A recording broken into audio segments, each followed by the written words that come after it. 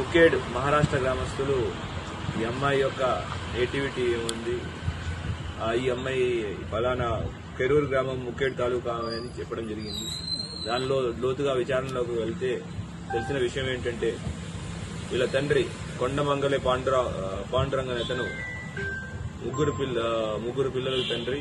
అతను ఆ గ్రామంలో కొరూరు గ్రామంలో విరాట్ అనే సెలూన్ నడుపుతూ ఉండేవాడు. అదే సెలూన్ కి గణేష్ షిండే అని ప్రస్తుతం సర్పంచ్ ఆయన రెగ్యులర్ గా వస్తుండేవాడు. వీళ్ళ డిస్కషన్లో ఏంటి అంటే ఒక 6 నెలల్లో మహారాష్ట్రలో గ్రామ పంచాయతీ ఎలక్షన్స్ ఉన్నాయి. కానీ ఎలక్షన్స్ లో పోటీ పడాలి అంటే 2 పిల్లలే ఉండాలి అనే ఒక నియమం ఉంది. అది పాండురంగన్ అతనికి 3 పిల్లలు ఉన్నారు. ఎట్లయినా ఒక పిల్లల్ని తగ్గించుకుంటే వాళ్ళు పోటీ పడే అవకాశం ఉందని దాంట్లో మొదటి నుంచి చాలా ప్రయత్నాలు చేశారు. ఫస్ట్ వేరే వాళ్ళకి దత్తత ఇవ్వడానికి ట్రై చేశారు. వేరే వాళ్ళ దగ్గర పెంచడానికి కూడా బాగా ప్రయత్నం చేశారు. పూణే కార్పొరేషన్ ఆఫీస్ కూడా వెళ్ళి ప్రయత్నం చేశారు.